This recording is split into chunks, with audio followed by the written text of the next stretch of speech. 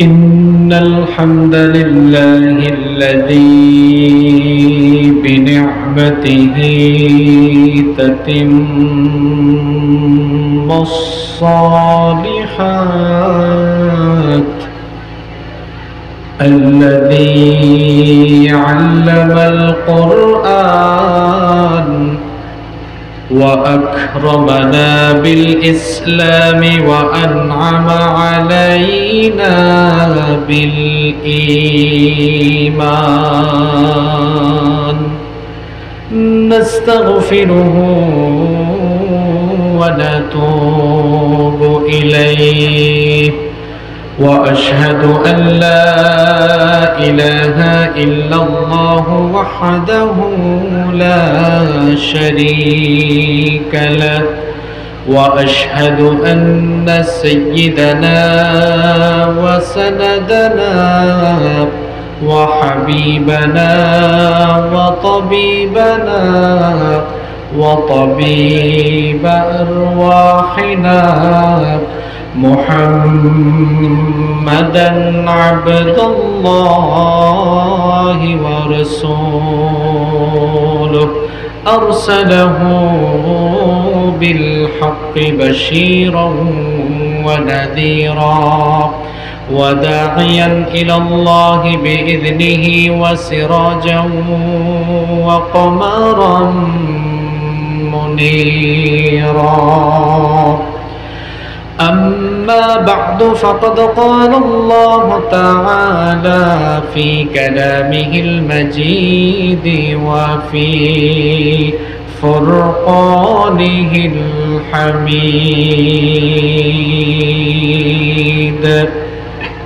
পরের আমার সঙ্গে আউযু বিল্লাহি মিনাশ শাইতানির রাজীম। বিসমিল্লাহির রাহমানির রহিম। والضحى والليل إذا سجى ما ودعك ربك وما قلى وللآخرة خير لك من الأولى ولسوف يعطيك ربك فترضى ألم يجدك يتيما فآوى ووجدك ضالا فهدى ووجدك عائلا فأغنى فأما اليتيم فلا تقهر وأما السائل فلا تنهر وأما بنعمة ربك فحدث. وقال تعالى في شان حبيبه إن الله وملائكته يصلون على النبي يا أيها الذين آمنوا صلوا عليه وسلموا تسليما। কেউ চুপ থাকবেন না, সবাই মহব্বতে উচ্চ কণ্ঠে পড়েন আল্লাহুম্মা সাল্লি আলা মুহাম্মাদ ওয়া আলা আলি মুহাম্মাদ কামা সাল্লাইতা আলা ইব্রাহিম ওয়া আলা আলি ইব্রাহিম ইন্নাকা হামিদুম মাজিদ। اللهم بارك على محمد وعلى آل محمد كما باركت على إبراهيم وعلى آل إبراهيم إنك حميد مجيد ربي زدني علما ربي زدني علما رب اشرح لي صدري ويسر لي أمري واحلل عقدة من لساني يفقه قولي سبحانك لا علم لنا إلا ما علمتنا إنك أنت العليم الحكيم اللهم علمنا ما ينفعنا وانفعنا بما علمتنا وزدنا علما وفقها في الدين يا رب العالمين اللهم إنا نسألك علما نافعا وعملا متقبلا ورزقا طيبا হৃদয়ে মোহাম্মদ চেতনায় মোহাম্মদ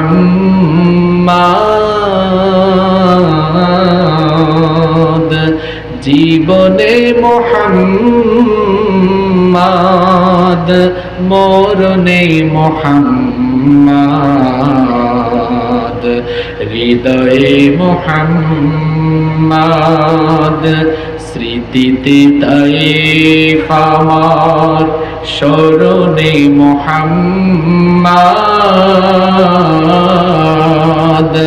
বেদনায় হুদ আমার প্রেরণায় মোহাম্মদ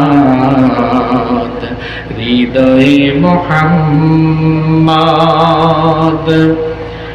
কত ব্যথা কত ভাবে সয়েছ যে তুমি তোমারই খুনে লাল তায়েফের ভূমি কত ব্যথা কত ভাবে সয়েছ যে তুমি তোমারই খুনে লাল তায়েফের ভূমি ফেরেশতা এসে চায় শাস্তির হুকুম লৌহ মাখা মুহাম্মদ প্রাণেতে হাসরাত হে আল্লাহ দয়া করো এ তায়েফবাসী এরা চিননি যে আমি যে মুহাম্মদ হৃদয়ে মুহাম্মদ তোমারি নামে আসে মুক্তি জনতা শূন্য ধারা পায় শান্তি বারবার তোমারি পথে চলে কত প্রাণ ঝরে যায় কাঁদি আমি সারাক্ষণ আজ শুধু বেদনা তবু জানি খুন ঝরা এ পথ তায়েফের এটাই হলো রাহে মুহাম্মদ হৃদয়ে মুহাম্মদ নেহি দু জাহাঁ में सबे मुहम्मद জামালে খুদা হে কামালে মোহাম্মদ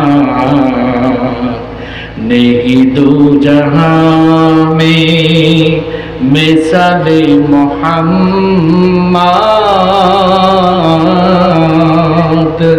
जमाले खुदा है कमाले मोहम्मद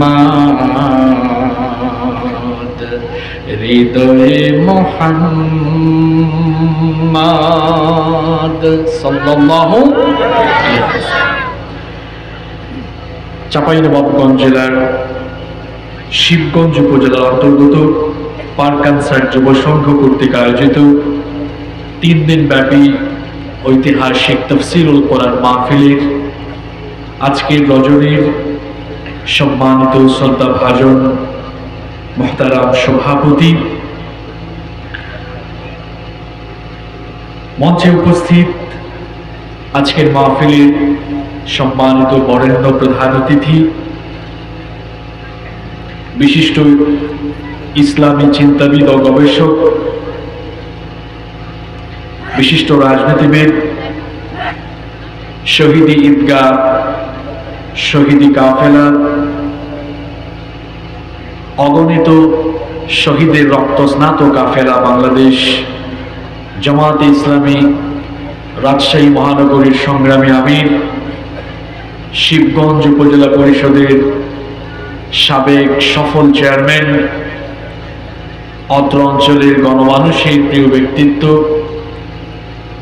জননন্দিত জননেতা, ইসলামী আন্দোলনের বীর সিপাহসালার, আমাদের শ্রদ্ধাভাজন ডক্টর মাওলানা কেরামত আলী হাফিজাহুল্লাহ ওয়া রাআহ, মঞ্চে উপস্থিত 6 নং কানসার্ট ইউনিয়ন পরিষদের সুযোগ্য সুদক্ষ চেয়ারম্যান, আমার অত্যন্ত শ্রদ্ধেয় এবং ভালোবাসার মানুষ জনাব অধ্যাপক মোহাম্মদ শেফাউল মুলক, মঞ্চে উপস্থিত বাংলাদেশ জামায়াতে ইসলামী শিবগঞ্জ উপজেলা পরিষদের সম্মানিত শ্রদ্ধাভাজন দায়িত্বশীল বৃন্দ, উপস্থিত হযরত উলামা ইকরাম, এসেছেন বিভিন্ন মসজিদের আইম্মা এবং খোতাবা, উপস্থিত বিভিন্ন মাদ্রাসার সম্মানিত আসাতিদায়ে কেরাম,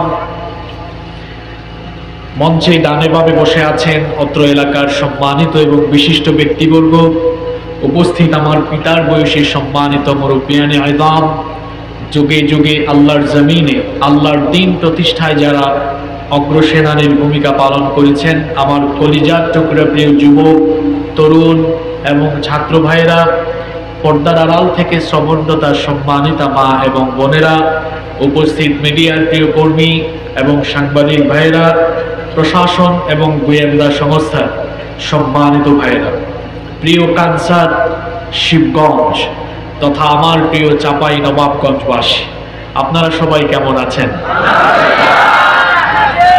আলহামদুলিল্লাহ, আমাকেও আল্লাহ তাআলা ভালো রেখেছেন।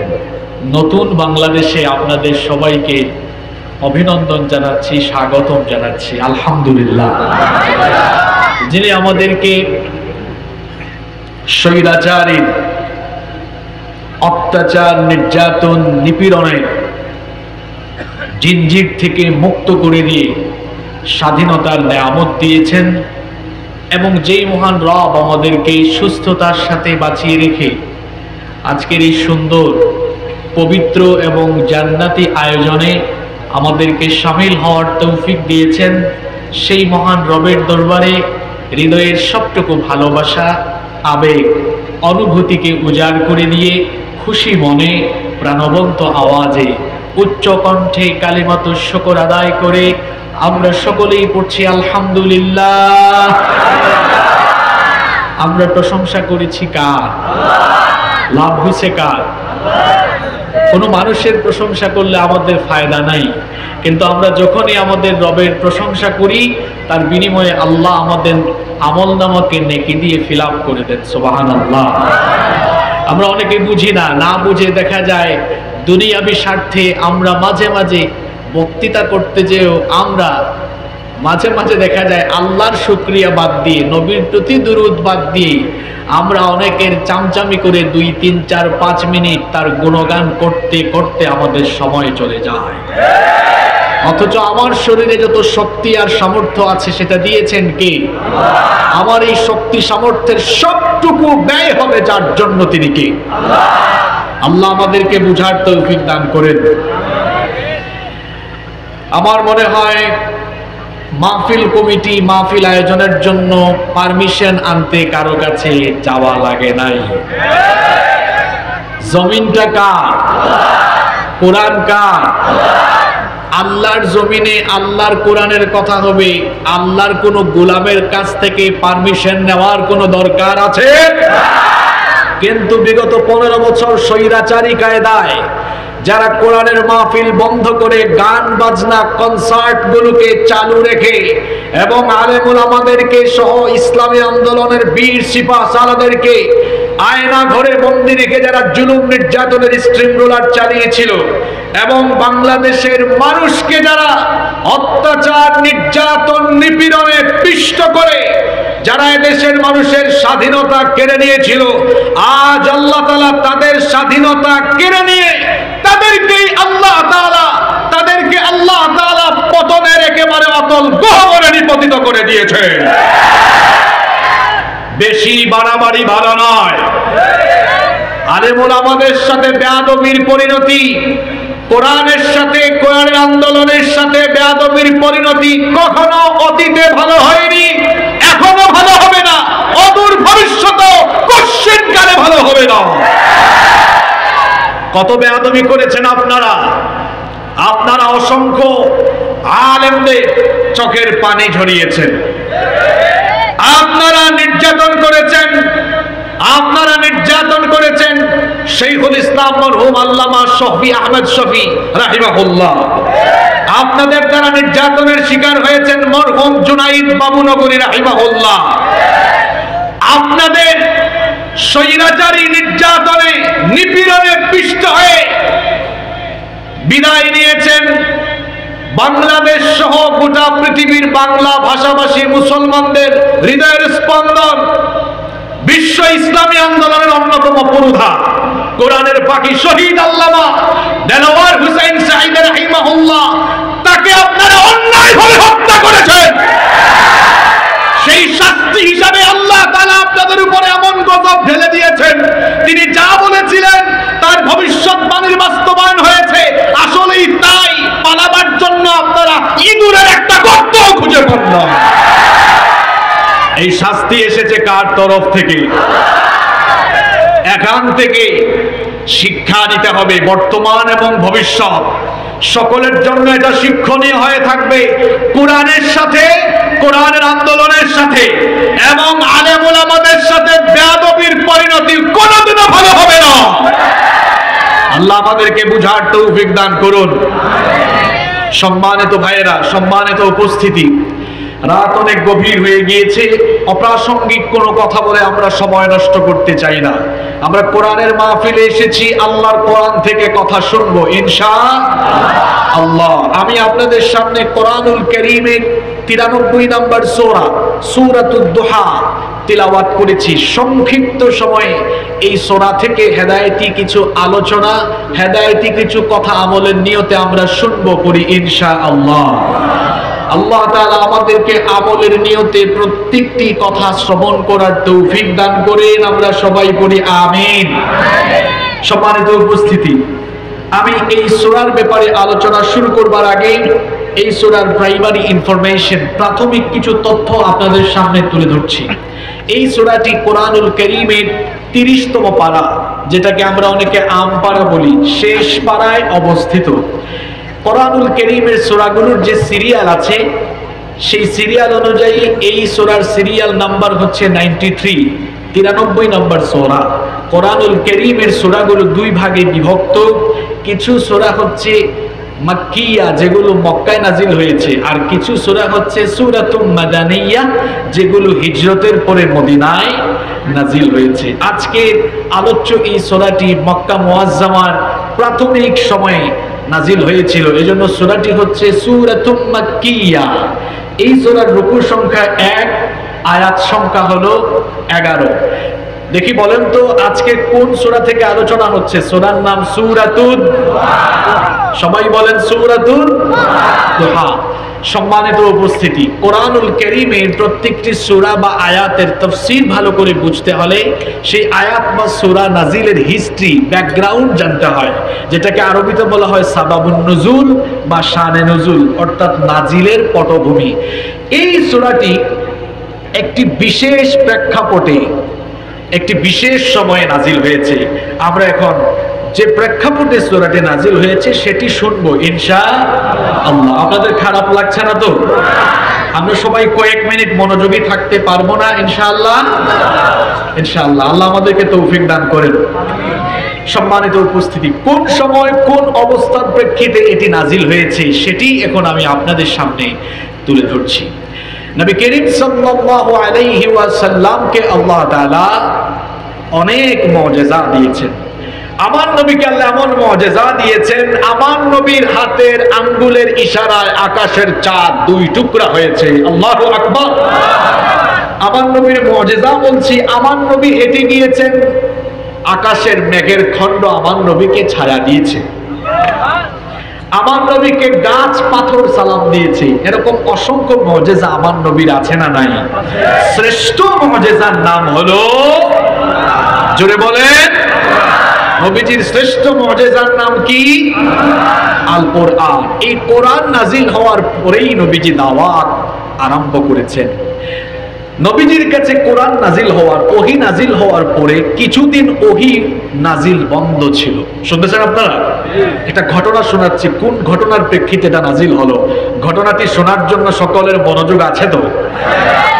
এই সূরাটি নাজিল হয়েছে এমন সময়, এই সূরা নাজিল হওয়ার আগে কয়েকদিন ওহী নাজিল কি ছিল? জোরে বলেন, কি ছিল? বন্ধ ছিল। তো নবীজির কাছে ওহী নিয়ে আসতেন একজন ফেরেশতা। সেই ফেরেশতার নাম মিকাইল না জিবরিল? জোরে বলেন। জিবরিল নবীজির কাছে আসা কয়েকদিন ধরে বন্ধ। নবীজির মন ভালো না খারাপ? কতদিন এই অবস্থা চলছিল? তাফসীরে রাজির ভেতরে এসেছে, আল্লামা ইমাম ফখরুদ্দিন রাজি রাহিমাহুল্লাহ তিনি হাদিসের উদ্ধৃতি তার তাফসীরে এনেছেন। তিনি বলছেন ওহী নাজিল বন্ধের এই সময়টুকু ছিল, কেউ কেউ বলেছেন, যেমন ইবনু জুরাইজ রাহিমাহুল্লাহ বলেছেন 12 দিন, কেউ কেউ বলেছেন 15 দিন, কেউ বলেছেন 20 দিন, কেউ বলেছেন 25 দিন, কেউ বলেছেন 35 দিন, কেউ বলেছেন 40 বা 45 দিন। এই সময়টুকু নবীজির কাছে জিবরিল আসা চালু ছিল না বন্ধ ছিল? নবীজির কাছে ওহী নাজিল হয় না। আল্লাহর নবীর কাছে কয়েকদিন ওহী নাজিল বন্ধ ছিল। আবতা জিবরিল আলা রাসূলিল্লাহি, আমরা সবাই মহব্বতে পড়ি সাল্লাল্লাহু আলাইহি ওয়াসাল্লাম। হাদিস শরীফের মধ্যে এসেছে রাসূল করিম সাল্লাল্লাহু আলাইহি ওয়াসাল্লামের কাছে কয়েকদিন ওহী নাজিল বন্ধ ছিল, জিবরিল আসা বন্ধ ছিল। আল্লাহ নবীর কাছে যখনই কোরআন নাজিল হতো সঙ্গে সঙ্গে তিনি সেই আয়াত বা সূরা জনগণের সামনে, মানুষের সামনে তেলাওয়াত করে শোনায়া দিতেন। কিছুদিন ধরে ওহী নাজিল হয় না, আল্লাহ নবী জনগণের সামনে নতুন কোন সূরা বা আয়াত তেলাওয়াত করে শোনান না। এই রকম পরিস্থিতিতে কাফির মুশরিকরা কি বলল? হাদিসে এসেছে ফাকালাল মুশরিকুন, মুশরিকরা তখন বলল কদ উদ্দিআ মুহাম্মদ, মুহাম্মদ, তারা বলল মুহাম্মদ, আমরা বলি সাল্লাল্লাহু আলাইহি ওয়াসাল্লাম। তারা বলল মুহাম্মদকে মনে হয় তার রব পরিত্যাগ করেছেন, মনে হয় তার রব তার উপরে নারাজ হয়ে গিয়েছেন, সম্ভবত তার রব তার উপরে বেজার হয়ে গিয়েছেন, অখুশি হয়ে গিয়েছেন, অসন্তুষ্ট হয়ে গিয়েছেন। এই জন্য তার উপরে আর নতুন কোন ওহী নাজিল হয় না। অন্য হাদিসে এসেছে, বুখারী এবং মুসলিমের বর্ণনা, ইশতাকা রাসূলুল্লাহ, সবাই আমার সঙ্গে পড়েন সাল্লাল্লাহু আলাইহি ওয়াসাল্লাম। আল্লাহর রাসূল কয়েকদিন অসুস্থ থাকার কারণে ফালাম ইয়াকুম লাইলাতাইনি আও সালাতান, 2 রাত অথবা 3 রাত আমার নবী তাহাজ্জুদ পড়তে পারলেন না। আমরা অনেকেই আছি রাতের বেলা 2টা 3টা পর্যন্ত ফেসবুক চালাই, আবার অনেকে আমরা আছি একেবারে ফজর পর্যন্ত ঘুমাই। আর আমার নবী রাতের বেলা না ঘুমায়া দাঁড়ায়া দাঁড়ায়া এমন এত দীর্ঘ সময় তাহাজ্জুদ পড়তেন, দাঁড়াতে দাঁড়াতে আমার নবীর পা মোবারক ফুলে যেত। আল্লাহু আকবার। তাহাজ্জুদের আমল হলো নিজের আমলকে উন্নত পর্যায়ে নিয়ে যাওয়ার জন্য, আধ্যাত্মিকতা লাভের জন্য, আল্লাহর কাছাকাছি যাওয়ার জন্য। বিশেষ করে আমার ইসলামী আন্দোলনের কর্মী ভাইদেরকে বলবো, নিজেকে আল্লাহর নৈকট্যশীল বান্দা হিসাবে পরিগণিত করার জন্য দিনের বেলা হবে দাওয়াতি ময়দানে বিচরণ, আর রাতের বেলা হবে তাহাজ্জুদের নামাজে আল্লাহর সঙ্গে কথোপকথন। তাহাজ্জুদের নামাজ ছাড়া আল্লাহর কাছাকাছি যাওয়া যায় না। তাহাজ্জুদের নামাজ হলো ফরজ নামাজের পরে আল্লাহর কাছে সবচাইতে পছন্দের নামাজ। আমরা যারা দাওয়াতি ময়দানে কাজ করি 5 ওয়াক্ত নামাজের সাথে তাহাজ্জুদের আমল আমাদের সঙ্গে থাকার দরকার আছে না নাই? যখনই দায়িত্বশীলগণ সভ্যতারির কথা বলবেন কোন ধরনের অজুহাত দেওয়া চলবে না। গত কয়েক বছর তো সভ্যতারির অভাবে অনেকের আখলাকের ভেতরে ডিস্টার্ব ঢুকে গিয়েছে। এখন এই সুসময়টাকে ভালোভাবে কাজে লাগানোর দরকার আছে না নাই? যেন দায়িত্বশীলদেরকে অনুরোধ করব প্রত্যেক মাসে 7-8 বার সভ্যতারি দিবেন, যাতে গত কয়েক বছরের কাজা কাফারা একসাথে আদায় হয়ে যায় ইনশাআল্লাহ। আমার নবী 2 রাত বা 3 রাত তাহাজ্জুদের নামাজে উঠতে পারেন নাই, কারণ তিনি সুস্থ ছিলেন না অসুস্থ ছিলেন? এমন সময় হাদিসে এসেছে ফাজাআত ইমরাআতুন, একজন মহিলা আসলেন। অন্য হাদিসে এসেছে সেই মহিলা ছিল আবু লাহাবের স্ত্রী উম্মু জামিল। সে এসে বলল, ইন্নী লাআরজু আন ইয়াকুনা শাইতানুকা ক্বাদ তারাকাকা। কি ব্যাপার? সে বলল, মুহাম্মদ, আমরা বলি সাল্লাল্লাহু আলাইহি ওয়াসাল্লাম, তুমি তো দেখি রাতের বেলা তাহাজ্জুদের জন্য কয়েকদিন ওঠো না, আবার তুমি দেখি নতুন কোন আয়াত শোনাও না।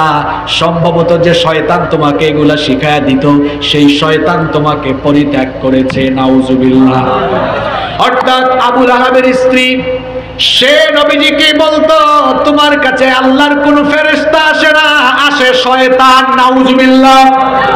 এইরকম করে আমার নবীজিকে নিয়ে যখন ঠাট্টা চলছে, উপহাস চলছে, মক্কার কাফিররা নবীজিকে নিয়ে উপহাস করে সম্ভবত তার রব তাকে পরিত্যাগ করেছেন, তার রব তার উপরে নারাজ হয়ে গিয়েছেন। আমার নবী তখন হতাশ হয়ে পড়লেন। আমার নবী ভাবলেন সম্ভবত আমার কোনো ভুল ত্রুটির কারণে আমার রব না জানি আমার উপরে বেজার হয়ে গেলেন কিনা, আমার রব আমার উপরে নাখোশ হয়ে গেলেন কিনা।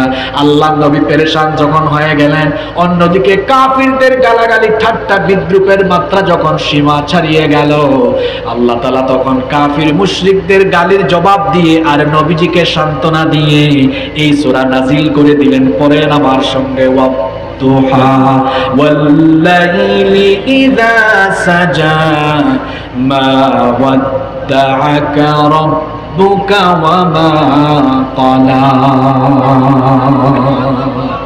শপথ পূর্বাহ্নের, ওয়াদুহা শপথ দিনের যখন তা আলো ঝলমল হয়, ওয়াল্লাইলি ইযা সাজা কসম রাতের যখন তা অন্ধকারাচ্ছন্ন হয়ে যায়, যখন তা তমসাচ্ছন্ন হয়ে যায়। মা ওয়াদ্দাআকা রাব্বুকা ওয়া মা ক্বালা, আপনার রব আপনাকে পরিত্যাগ করেননি, তিনি আপনার উপর নারাজ হননি, বেজার হননি, এবং তিনি আপনাকে ছেড়েও দেননি। সুবহানাল্লাহ। আমার নবীর উপরে আল্লাহ নারাজ নন, এই কথা বলার আগে আল্লাহ কসম করলেন একবার না 2 বার। রাজশাহীর মানুষকে আমরা মনে করি রাজশাহী চাপাই নবাবগঞ্জ, এটা শিক্ষা দীক্ষার নগরী, এখানকার মানুষ সুশিক্ষিত। আমি আজকে তার বই প্রকাশ এখানে দেখতে চাই। আমরা সবাই একটু কথার জবাব দিতে পারবো না ইনশাআল্লাহ? আমার নবী তাকে আল্লাহ পরিত্যাগ করেননি, আল্লাহ তার উপর অসন্তুষ্ট হননি, এই কথাটি বলার আগে আল্লাহ তাআলা আগের 2টা আয়াতে কসম করেছেন কয়বার? আপনারাও মাঝে মাঝে কসম করেন কি করেন না? আমরা কসম করি, আল্লাহও কসম করেন। আমাদের কসম আর আল্লাহর কসম কি একরকম? আমরা কসম করি আমাদের চেয়ে বড় কোনো জিনিসে, কিন্তু আল্লাহ যখন কসম করেন আল্লাহর চাইতে বড় কি কোনো জিনিস আর আছে? আমরা কসম করি মানুষকে কোনো কথা বিশ্বাস করাবার জন্য, আর আল্লাহ কসম করেন কোনো জিনিসের গুরুত্ব কিংবা কসমের পরে যেটি বলেন সেটার সাথে সামঞ্জস্যপূর্ণ বিষয়ের কসম করে বিষয়টিকে গুরুত্ব দিয়ে বোঝান। তবে কসমের ক্ষেত্রে আমাদের আকীদাকে সঠিক করে ফেলতে হবে। আমরা মাঝে মাঝে দেখা যায় কসম করি বাবার নামে, দাদার নামে, কাবা শরীফের নামে, কোরআনের নামে, রসুলের নামে। অনেকে বলে আমার বউয়ের কসম, বাচ্চার কসম, মায়ের কসম, দাদার কসম, দাদির কসম, গ্রামের কসম, দেশের কসম, নেতার কসম, নেত্রীর কসম। এ ধরনের কসম করা যাবে না, কারণ নবীজি বলেছেন মান হালাফা বিগাইরিল্লাহি ফাকাদ আশরাকা, যে ব্যক্তি আল্লাহ ছাড়া অন্য কারো নামে কসম করে সে কার সাথে শিরক করে।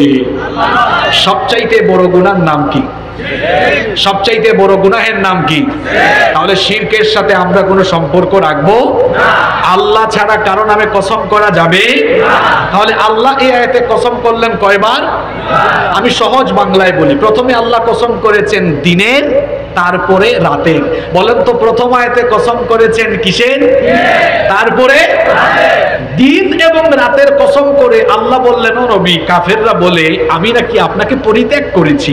আমি আপনাকে পরিত্যাগ করিনি, আমি আপনার উপর অসন্তুষ্ট হইনি, আপনার সাথে আছি, আপনার সাথে আমি আছি, আপনার উপর আমি সন্তুষ্ট। সুবহানাল্লাহ। এই কথা বলার জন্য কসম করলেন কয়বার? এখন প্রশ্ন হলো কেন আল্লাহ তাআলা দিন আর রাতের কসম করলেন? এর একটা কারণ আছে না নাই? জোরে বলেন আছে না নাই? কি কারণ? কারণটা হলো এই, আপনারা শুনতেছেন তো, যেহেতু রাত অনেক হয়েছে, আপনাদের মেমোরাইজিং ক্যাপাসিটির দিক বিবেচনায় লম্বা কথা বলবো না। আপনারা আমাকে 35 মিনিটের মতো সহযোগিতা করতে পারবেন না ইনশাআল্লাহ? এর মধ্যেই আমি বাংলাদেশের চলমান সকল ইস্যু কিন্তু এই সূরার ভেতরে কি নাই? আছে কি না? পরের আয়াতেই আছে ইনশাআল্লাহ। দিনের কসম এবং রাতের কসম কেন? একটা সম্পর্ক আছে পরের আয়াতের সাথে। সম্পর্কটা হলো এই, সম্মানিত ভাইয়েরা, সারাদিন দিনের আলোতে কাজ করার পরে সন্ধ্যাবেলা আমাদের শরীরটা এনার্জেটিক হয় না ক্লান্ত হয়?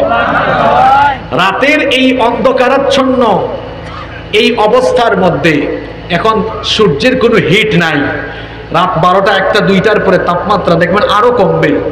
রাতের এই অন্ধকারাচ্ছন্ন অবস্থায় মানুষের বিশ্রামটা ভালো হয়। এজন্য আল্লাহ রাতকে তমসাচ্ছন্ন অন্ধকার করে দিয়েছেন যাতে টেম্পারেচার কমে আর মানুষের বিশ্রাম নিতে সুবিধা হয়।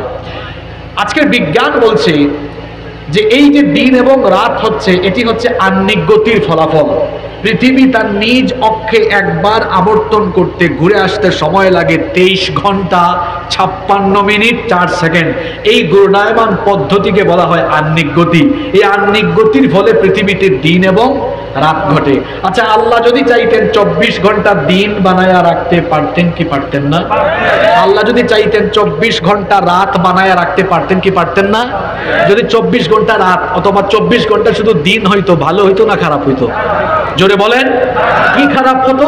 আজকের বিজ্ঞানীরা বলছেন 24 ঘন্টা দিন থাকলে পৃথিবী গরম হতে হতে হতে হতে উত্তপ্ত হয়ে গিয়ে পৃথিবী বসবাসের অযোগ্য হয়ে যেত। মানুষ এখানে বিশ্রাম নেওয়ার কোনো পরিবেশই পেত না। আবার পৃথিবীতে 24 ঘন্টা যদি রাত থাকতো তাহলে দেখা যেত গাছপালা উদ্ভিদ থেকে কোনো ফল জন্মাচ্ছে না। শুধু তাই নয়, 24 ঘন্টা রাত থাকলে আমাদের যে কত ধরনের অসুবিধা হইতো। এজন্য আল্লাহ তাআলা একটা ব্যালেন্স করে দিলেন। দিন আর রাতের আবর্তন দিয়ে 24টা ঘন্টাকে আল্লাহ তাআলা এত চমৎকার করে সেট আপ করে দিলেন যাতে আমাদের জীবনযাপনে ভারসাম্য থাকে। করি সুবহানাল্লাহ। দিনের বেলা কাজ করার পরে আমরা চাঁপাইনবাবগঞ্জ শিবগঞ্জের কানসার্টের মানুষ 10টা 11টা 12টায় যখন আমরা ঘুমায় যাই, আমরা যখন 6 ঘন্টা 5 ঘন্টা 7 ঘন্টা ঘুমায়া সকালবেলা উঠি তখন কি ক্লান্তি থাকে না? আবার এনার্জি ফিরে আসে। জোরে বলেন। আল্লাহ তাআলা দিন আর রাতের কসম এজন্য করেছেন, আগে দিনের কসম পরে রাতের কসম এজন্য করেছেন, বুঝাতে চেয়েছেন একটানা দিন থাকলে হবে না, দিনের পরে রাত আসলে যেমন তোমরা আবার বিশ্রাম নিয়ে নিজেকে ঠিক করে ফেলো। ও নবী, এই ওহির কিরণ যদি অনবরত আপনার উপর পড়ে, অনবরত বিরতি না দিয়ে যদি শুধু নাজিল হতেই থাকে ওহির ভারে ওহির বুঝাটা ভারী কম না বেশি? ওহির এই বোঝাটা কেমন শুনেন। আমার আপনার উপরে তো কোরআন নাজিল হয়নি, আমার নবীর উপরে কোরআন নাজিল হয়েছে কয়েকটি পদ্ধতিতে। ঘন্টা ধ্বনির মতো কখনো জিবরিল সরাসরি আসতেন, কখনো আল্লাহ তাআলা পর্দার অন্তরায় থেকে কথা বলতেন। আমার নবীর উপরে যখন ওহী নাজিল হতো, ওহীর ভারী বুঝায় আমার নবীর তখন কষ্ট হতো। কোরআনের কারীমের ৭৩ নম্বর সূরা সূরাতুল মুজাম্মিলের ৫ নম্বর আয়াতে আল্লাহ বলেছেন, ইন্না সানুলকি আলাইকা কওলান সাকিলা, নিশ্চয়ই আমি আপনার উপরে অতি ভারী বোঝা শীঘ্রই আমি আপনার উপরে পাঠাচ্ছি। ওহীর এই ভারী বোঝা যখন নবীজির উপরে নাজিল হতো, যায়েদ ইবনে সাবিত রাদিয়াল্লাহু আনহু বলেছেন, আল্লাহর নবীর উপরে ওহী নাজিল হওয়ার সময় একদিন তিনি আমার কাছে ছিলেন, আমার উরুর উপরে তার উরু ঠেকিয়ে বসিয়েছিলেন। এমন সময় নবীজির উপর যখন ওহী নাজিল হচ্ছিল, আমার মনে হচ্ছিল আমার উরুর উপরে নবীর উরু থাকার কারণে ওহীর ভারে আমার উরু পর্যন্ত ভেঙে চুরে চুরমার হয়ে যাচ্ছিল। আমাদের মা উম্মুল মুমিনিন আয়েশা রাদিয়াল্লাহু আনহা তিনি বলেছেন, প্রচন্ড শীতের রাতে যখন মানুষেরা শীতার্ত থাকে, শীতে যখন কাচুমচু খায়, ওই শীতের রাতগুলোতে যখন আমার নবীর উপরে ওহী নাজিল হতো, ওহীর ভারে আমার নবীর শরীর ঘেমে কপাল থেকে তখন ঘাম বের হয়ে যেত। ওহীর বোঝা হালকা না ভারী? জোরে বলে। আম্মা জান আয়েশা রাদিয়াল্লাহু আনহা বলেছেন, আমার নবী উটের উপরে সওয়ার থাকা অবস্থায় যখন ওহী নাজিল হতো, উট তখন দাঁড়িয়ে থাকতে পারত না, তখন উট তার বুক মাটিতে ঠেকিয়ে দিত। আল্লাহু আকবার। ওহী নাজিল বন্ধ হতো না যতক্ষণ উট মাটি থেকে উঠতে পারত না ততক্ষণ। আল্লাহ তাআলা এখানে দিনের আর রাতের কসম এজন্য করলেন, দিন যদি 24টা ঘন্টা থাকতো আমরা বিশ্রাম নিতে পারতাম না। দিনের পরে আল্লাহ রাতের কসম করলেন, দিনের পরে রাত আসায় আমরা যেভাবে বিশ্রাম নিয়ে নিজেদেরকে এনার্জেটিক করে ফেলি, আল্লাহ যেন দিন রাতের কসম করে দুনিয়ার মানুষকে বোঝাতে চাইলেন, দিনের বেলা কর্মক্লান্ত হওয়ার পরে রাতের বেলা তোমরা বিশ্রামের পরে যেমন এনার্জেটিক হয়ে যাও, আমার নবীর উপরে প্রাথমিক অবস্থায় ওহী নাজিল করার পরে আমি সাময়িক বিরতি এই জন্য দিয়েছি যাতে তার স্নায়ুটা আরো বেশি ওহী ধারণের জন্য শক্তিশালী হয়ে যায়। সুবহানাল্লাহ। এটাকে তোমরা আমার নবীর সাথে সম্পর্ক ছিন্ন বা নারাজ হওয়ার কারণ মনে করো না। দিনের পরে যেমন বিশ্রামের জন্য রাত দরকার, তেমনি ওহী নাজিলের পরে আমার নবীকে দাওয়াতি ময়দানে তার স্নায়ুকে আরো শক্তিশালী করার জন্য বিশ্রামের দরকার ছিল। সেজন্য কিছুদিন ওহী নাজিল বন্ধ রেখেছি, কিন্তু আমার নবীকে আমি ছেড়ে দেই নাই। এজন্য আল্লাহ কোরআনের আয়াত নাজিল করে জানিয়ে দিলেন, পড়েন আমার সঙ্গে, ওয়াদ-দুহা ওয়াল লাইলি ইযা সাজা মা ওয়াদ্দাআকা রাব্বুকা ওয়া মা ক্বালা। কসম দিনের যখন তা আলো ঝলমল হয়, কসম রাতের যখন তা অন্ধকারাচ্ছন্ন হয়, আমার নবীকে আমি পরিত্যাগ করিনি, তার উপরে আমি বেজারও হইনি। সুবহানাল্লাহ পড়েন। চাঁপাইনবাবগঞ্জবাসী লক্ষ্য করেন আমাদের ইমানি দুর্বলতা আজ কোথায় গিয়ে ঠেকেছে। আমার নবীর উপরে কয়েকদিন ওহী নাজিল হয় না, আমার নবীর পেরেশানি কমেছে না বেড়েছে? জোরে বলেন। আর আমি আপনি দিনের পর দিন কোরআন তেলাওয়াত করি না, ইসলামী আন্দোলনের কর্মীদের রিপোর্টে কোরআন তেলাওয়াত নাই, তার খারাপ লাগে না, পেরেশানি নাই, তার আফসোস লাগে না, তার খারাপ লাগে না, ফ্রাস্ট্রেশন বাড়ে না। আর আমার নবীর কাছে জিবরিল আসা বন্ধ হয়েছে কয়েকদিন, আমার নবী পেরেশান হয়ে গিয়েছেন। আল্লাহু আকবার। মুমিন তো এরকম হবে, মুহাম্মাদুর রাসূলুল্লাহ সাল্লাল্লাহু আলাইহি ওয়াসাল্লামের উম্মত তো এরকমই হবে, তার সম্পর্ক সর্বক্ষণ কোরআনের সাথে থাকবে। ঠিক কিনা বলেন? এরপরে আল্লাহ আমার নবীকে বললেন, ও নবী, কাফিররা এখন আপনাকে নিয়ে গালাগালি করে, আপনাকে গালি দেয়, বকা দেয়, আপনার সাথীদেরকে বকা দেয়, আপনার আন্দোলনের সাথী যারা তাদেরকে নিয়ে ঠাট্টা করে, কারণ আপনারা মুষ্টিমেয় কয়েকজন, হাতে গোনা কয়েকজন, আর কাফিরদের সংখ্যা, কোরআন বিরোধী ইসলাম বিরোধীদের সংখ্যা তখন কম না বেশি? তখন মুসলমানদের উপরে নির্যাতন, গালিগালাজ, তাদের উপরে অত্যাচার কম না বেশি? সেই সময় সময় আল্লাহ এই সূরা নাজিল করে আল্লাহর নবীকে পরে আয়াতে বলছেন, ও নবী হতাশ হয়ে যায়েন না, এই সময়টা হচ্ছে আপনার জন্য দুর্দিন, কাফিরদের জন্য সুদিন, কিন্তু পরবর্তী দিন সুদিন হিসাবে ইসলামের জন্য আপনার জন্য পরবর্তী দিনগুলোকে সুদিন যিনি করে দিবেন, জুড়ে বলেন তিনি কি? এজন্য আল্লাহ পরের আয়াতে বললেন, যারা পারেন আমার সঙ্গে পড়েন, ওয়ালাল আখিরাতু খায়রুল লাকা মিনাল উলা। পরবর্তী সময় পূর্ববর্তী সময়ের চাইতে আপনার জন্য উত্তম হবে। সুবহানাল্লাহ পড়েন। এখন যে সময় আপনি আছেন, ও নবী আপনি তো দাওয়াত দিচ্ছেন, আপনার সাথীদেরকে তারা পাগল বলে, আপনাকে কবি বলে, গণক বলে, জাদুকর বলে।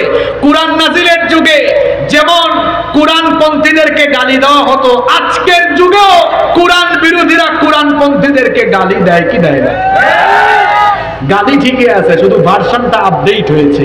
এখন ভার্সন হলো যারা কোরআনের কথা বলে ওরা, যারা চলে গিয়েছে তারা বলতো রাজাকার, তারা বলতো স্বাধীনতা বিরোধী। এমনকি যে আমার বয়স 29 বছর মাত্র, বাংলাদেশের বহু জায়গায় পোস্টারে নাম দেখলেই প্রশাসনের ভাইয়েরা বন্ধ করে দিত, আর কারণ হিসাবে বলতো এরা স্বাধীনতা বিরোধী। যার জন্য স্বাধীনতার বহু বছর পরে তারাও নাকি স্বাধীনতা বিরোধী হয়। মূলত এই দেশে স্বাধীনতার চেতনা বিক্রি করে স্বাধীনতার ট্যাবলেট গিলায়া খাওয়ায়া চায়া গিলায়া খাওয়ায়া তারা মূলত এদেশের সম্পদকে লুটপাট করে চুরি করে বিদেশে সম্পদের পাহাড় গড়েছে, দেশকে বিভক্ত করে রেখেছে। এক পক্ষকে বানিয়েছে স্বাধীনতার সপক্ষে, আরেক পক্ষকে বানিয়েছে স্বাধীনতার বিপক্ষে। আর আলেম ওলামা দেখলেই স্বাধীনতা বিরোধী রাজাকার বানিয়ে দিয়েছে। সত্যিকারের স্বাধীনতা বিরোধী তো তারা যারা দেশের স্বাধীনতা সার্বভৌমত্বের সর্বনাশ ঘটিয়ে প্রতিবেশী দেশের তাবেদারি করে প্রতিবেশী দেশের আগ্রাসন যারা দেশে কায়েম করতে চেয়েছে, তারাই বাংলাদেশের সত্যিকারের স্বাধীনতা বিরোধী। আমরা সত্য কথা বললেই আমাদেরকে বলতো আমরা নাকি পাকিস্তানি দূষর। আমরা গত 15 বছরে স্বৈরাচারী আমলে দেশ ছেড়ে আমরা বিদেশে কেউ পালায়া যায় নাই। এমনকি আমাদেরকে তারা বলতো আমরা পাকিস্তানি দূষর। আমরা কি কেউ পাকিস্তানে যাতায়াত করি? জোরে বলেন, পাকিস্তানে আমরা গিয়েছি? বরং আমাদেরকে যারা পাকিস্তানি রাজাকার বলে গালি দিত, দেখা গিয়েছে একটা সময়ে বিপদে পড়ে তারা নিজেরাই ভারতে গিয়ে ভারতীয় রাজাকার হয়ে এই ভূমিকা পালন করেছে। এজন্য আমি বলি, আমাদেরকে যারা বলে পাকিস্তানি রাজাকার তারা হলো ভারতীয় রাজাকার। তবে আমাদেরকে তারা যে কথা বলে সেটা সত্য নয়। আমরা দেশের স্বাধীনতা সার্বভৌমত্বের জন্য কোন দেশের তাবেদারি করি নাই, সামনেও করব না ইনশাআল্লাহ। আমরা কারো দালালি করি না, আমরা কারো পূজা করি না। কি পূজা করেছে, কি জিকির তারা করেছে? একজন মানুষের পরিচিতি সারা দেশে ছড়িয়ে দেওয়ার জন্য তারা জায়গায় জায়গায় মূর্তি বানিয়েছে। আমরা যখন এই মূর্তির বিরুদ্ধে কথা বলেছি, আমাদেরকে তখন হুমকি ধামকি দেওয়া হয়েছে। আমরা যখন মসজিদের মিম্বরগুলোতে বক্তৃতা করেছি, আমাদের বহু ভাইদেরকে তারা লাঞ্ছিত করেছে, আমাদের বহু আলেমদেরকে তারা জেলখানায় ঢুকিয়ে দিয়েছিল। আমরা মাত্র কয়টা মূর্তির বিরুদ্ধে কথা বলেছিলাম? আপনারা তো আসতে বলছেন কেন? কয়টা? ছাত্ররা এমন পেদানি দিছে, পেদানি বুঝেন তো আপনারা? চাঁপাইনবাবগঞ্জে কি বলেন আপনারা? পিঠা। যাই হোক, আমি আপনাদের রাজশাহীতে ঢোকার সময় দেখলাম যে কামটা করছে। অর্থাৎ কিছু কিছু ছাত্রকে বলতে শুনেছি, হুজুর আপনারা এই মূর্তির বিরুদ্ধে কথা বলে বহুত নির্যাতিত হয়েছেন, আপনারা একটার বিরুদ্ধে কথা বলেছিলেন। আজ আল্লাহ তাআলা আমাদেরকে দিয়ে সারা বাংলাদেশের মূর্তিগুলোকে শেষ করে দিয়ে মূর্তি মুক্ত বাংলাদেশ আল্লাহ বানিয়ে দিয়েছে। যে মূর্তিগুলো বানিয়েছে, আমি প্রশ্ন করতে চাই, কার বাপের পয়সায় এগুলো বানানো হয়েছে? এদেশের মানুষের পয়সায় মানুষের উন্নয়নের জন্য কাজ না করে তারা মূর্তি বানিয়ে দেশটাকে মূর্তির দেশে পরিণত করেছিল। দেশের জনগণের ট্যাক্সের পয়সা কি মূর্তি বানানোর জন্য না খেটে খাওয়া মানুষের উন্নতির জন্য? জোরে বলেন। এদেশের খেটে খাওয়া মানুষের উন্নতির জন্যই তো এদেশের জনগণ ট্যাক্স দেয়, ভ্যাট দেয়। সেই ট্যাক্স আর ভ্যাটের টাকা দিয়ে মূর্তি বানিয়েছি, আর ঋণ করে করে ঋণের বোঝা জনগণের ঘাড়ে চাপিয়ে দিয়ে নতুন নতুন প্রজেক্টের নামে দুর্নীতি লুটপাট করে দেশটাকে তারা একেবারে শেষ করে ফেলে তারপরে চলে গিয়েছে। এদেশের মানুষকে এগুলো ভুলে গেলে চলবে? ভুল মানুষ একবার করে, কিন্তু বারবার করে। জোরে বলেন, বারবার করে। আমাদেরকে যারা কথায় কথায় রাজাকার বলতো, আজকে আল্লাহ তাদের উপর কি শাস্তিটা এনে দিয়েছেন দেখেন, কি শাস্তিটা এনে দিয়েছেন। শুনলাম মুরগির ব্যবসায়ীও নাকি ধরা খেয়েছে। জানেন নাকি আপনারা?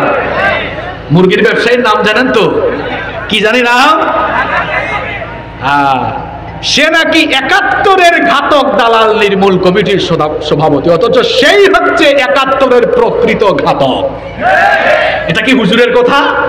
এদেশের বীর মুক্তিযোদ্ধা যারা, সেক্টর কমান্ডারের বক্তব্য হলো ৭১ সালে যখন পাকিস্তানিরা এদেশের মানুষের উপর নির্যাতন চালিয়েছে, তখন এই মুরগি সাপ্লাই আর পাকিস্তানিদেরকে মুরগি সাপ্লাই দিয়েছে। ট্রাইব্যুনাল তো এখনো আছে, আছে না? যেই ট্রাইব্যুনালে বিচারের নামে প্রহসন করে নিরপরাধীদেরকে অপরাধী বানিয়ে শহীদ করে দেওয়া হয়েছে, এদেশের মানুষের দাবি হলো সেই ট্রাইব্যুনালে এবার যারা মুরগি সাপ্লাই দিয়ে প্রকৃত যুদ্ধাপরাধ করেছে, সেই ট্রাইব্যুনালে তাদের বিচার করতে হবে।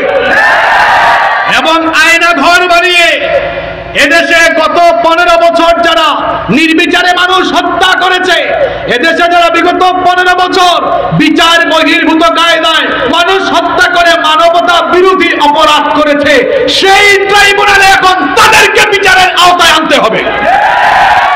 আমরা চাই কি চাই না? সামনের দিন হবে ইসলামের দিন, কোরআনের দিন, ইনশাআল্লাহ। বলেন ইনশাআল্লাহ।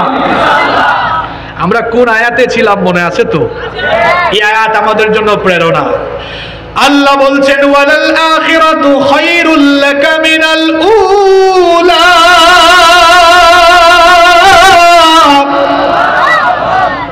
ও নবী, আপনার জন্য পরবর্তী সময় পূর্ববর্তী সময়ের চাইতে উত্তম। এখন আপনার উপর, আপনার সাহাবীদের উপরে নির্যাতন নিপীড়ন, এখন আপনারা কয়েকজন, কিন্তু অচিরেই দেখা যাবে কাফিরদের জন্য আসবে দুর্দিন, আপনার জন্য আসবে সুদিন। এরপরের আয়াতে আল্লাহ বলছেন, ওয়ালা সাউফা ইউতিকা রাব্বুকা ফাতারদা। আর শীঘ্রই আপনার রব আপনাকে এত নিয়ামত দিবেন যে আপনি আপনার রবের উপরে সন্তুষ্ট হয়ে যাবেন। সুবহানাল্লাহ। আল্লাহ নবীজির সাথে যে ওয়াদা করলেন, আল্লাহ কি নবীজিকে সেটা দেন নাই? আসতে বলবেন না, জোরে বলেন, দেন নাই? আল্লাহ বললেন, নবী হতাশ হয়েন না, আমি আপনাকে এত এত নিয়ামত দিব, আপনি সন্তুষ্ট হয়ে যাবেন। যেই মক্কা থেকে কাফিররা নবীজিকে বের করে দিয়েছিল, সেই মক্কায় নবীজিকে বিজয়ীর বেশে মক্কায় ঢুকিয়ে মক্কা বিজয় নবীজিকে যিনি দান করে দিয়েছেন তিনি কি? তাহলে যেই মক্কায় নবীজির উপরে নির্যাতন হয়েছে, যেই মক্কায় সাহাবীদের রক্ত ঝরেছে, সেই মক্কায় কি ইসলামের বিজয় হয় নাই? চাঁপাইনবাবগঞ্জ, রাজশাহীর মুসলমানরা শুনেন, এই বাংলাদেশে কোরআনের জন্য, ইসলামের জন্য রক্ত ঝরেছে, শহীদ হয়েছে। তার মানে এই বাংলাদেশেও আগামীর দিনে কোরআনের বাগান, কোরআনের শাসন কায়েম হবেই হবে ইনশাআল্লাহ। যেভাবে মক্কায় মুসলমানদের রক্ত ঝরার কারণে মক্কায় ইসলামের বিজয় হয়েছে, মক্কা নয়, মদিনা নয়, রোম পারস্য সহ গোটা পৃথিবীতে, এশিয়া, ইউরোপ, আফ্রিকা, গোটা দুনিয়ায় আজ ইসলাম ছড়িয়ে গিয়েছে, ঠিক কিনা? আল্লাহ তার নবীকে বললেন, ওয়ালা সাউফা ইউতিকা রাব্বুকা ফাতারদা। অচিরেই আপনার রব আপনাকে এত নিয়ামত দিবেন যে আপনি সন্তুষ্ট হয়ে যাবেন। আল্লাহ কি তার ওয়াদা পূরণ করেন নাই? আপনারাও হতাশ হবেন না, আপনাদের সাথেও আল্লাহর ওয়াদা আছে। আপনাদের সাথে আল্লাহর ওয়াদাটাকে শোনা। আল্লাহ বলছেন ওয়ালা তাহিনু ওয়ালা তাহজানু ওয়া আনতুমুল আ'লাউনা ইন কুনতুম মুমিনিন। তোমাদের জন্য কোনো ভয় নাই, টেনশন নাই, যদি মুমিন হও তোমাদেরকে আমি আল্লাহ বিজয়ী করে কুরআনের বিজয়, ইসলামের বিজয় আমি দান করব। ওয়াদা কার? জোরে বলেন ওয়াদা কার? ওই যে আমার আগের ভাই বক্তৃতা করে বললেন, বাবার আইন দেশের মানুষ দেখেছে, চাচার আইন দেখেছে, স্বামীর আইনও দেখেছে। এখন এই দেশে ছাত্র জনতা, আলেম উলামা সবাই এই দেশে কোরআনের আইন দেখতে চায়, আর সেটা দেখার জন্য দেশে রক্ত ঝরছে, জীবন যাচ্ছে। এই রক্ত আর জীবনের উপর দিয়ে এই দেশে ইসলামী ইমারত কায়েম হবে ইনশাআল্লাহ। এটা রুখে দেওয়ার সাধ্য কারণ এই ওয়াদাটা শুধু দুনিয়াবি ক্ষেত্রে নয়। কোন মুফাসসির আয়াতের ব্যাখ্যা করেছেন ওয়ালাল আখিরাতু খায়রুল লাকা মিনাল উলা, এর মানে হলো নবী গো আপনার জন্য দুনিয়ার চাইতে আখিরাত আরো উত্তম হবে। আমাদের জন্য দুনিয়ার চাইতে আখিরাত আরো ভালো না খারাপ? জোরে বলেন। আল্লাহ তার নবীকে বললেন শুধু দুনিয়ায় দিব না, আখিরাতেও দিব। আল্লাহ কি আমার নবীকে দুনিয়ায় যেভাবে সম্মানিত করেছেন, আখিরাতেও কি আমার নবীকে আল্লাহ সেভাবে সম্মানিত করেন নাই? করেছেন কিনা? আমার নবীকে আল্লাহ এত সম্মান দিয়েছেন, আমার নবীকে আল্লাহ এত মর্যাদা দিয়েছেন, কিয়ামতের দিন আমার নবী সুপারিশ করবেন না যতক্ষণ জান্নাতের দুয়ার খোলা হবে না ততক্ষণ। আল্লাহ নবী বলেছেন আতি বাবাল জান্নাতি ইয়াউমাল কিয়ামাহ, কিয়ামতের দিন আমি যখন জান্নাতের দরজার কাছে আসব, জান্নাতের দরজার কাছে এসে আদেশ করব ফাস্তাফতিহ, জান্নাতের দরজা খোলো। ইয়াকুলুল খাজিন, জান্নাতের দারোয়ান ফেরেশতা তখন বলবে মান আনত, আপনি কে? আমি তখন বলবো আনা মুহাম্মদ। আমরা বলি সাল্লাল্লাহু আলাইহি ওয়াসাল্লাম। নবীজি তার পরিচয় দিবেন। জান্নাতের দারোয়ান ফেরেশতা তখন বলবেন বিকা উমিরতু, আমি তো আপনার ব্যাপারে আদিষ্ট হয়ে দাঁড়িয়ে আছি, আজ আপনি জান্নাতের দুয়ার খুলবেন না যতক্ষণ জান্নাত উদ্বোধন হবে না ততক্ষণ। তাহলে আমার নবীর সম্মান দুনিয়া আখিরাতে কম না বেশি? আমার নবী বলেছেন আনা সাইয়্যিদু ওয়ালাদি আদম ইয়াউমাল কিয়ামাহ, কিয়ামতের দিন রব্বুল আলামিন আমাকে মানব জাতির নেতা বানাবেন। শুধু তাই নয়, কিয়ামতের দিন আমার রব আমাকে এত সম্মান দিবে, আমার রব সবার আগে আমাকে কাউসার দান করবে। আমার ভাইরা, আল্লাহ তার নবীকে সান্ত্বনা দিলেন। আল্লাহ তার নবীকে সান্ত্বনা দিয়ে এবার আপনাদের কষ্ট হচ্ছে? আমরা কিন্তু শেষের দিকে চলে এসেছি, এখানে বহু গুরুত্বপূর্ণ কথা আছে। সময় নেবেন তো কিছুক্ষণ? এই তো 35 বলেছিলাম না, আর 15 বাকি আছে। 15 থাকবেন না ইনশাআল্লাহ? আচ্ছা, আরো হইলে তখন দেখা যাবে। আমি আমার মূল কথা আগে শেষ করতে চাই। রাজি আছেন তো? আচ্ছা, প্রথমে আল্লাহ 2 আয়াতে কি করেছেন মনে নাই? কি করেছেন?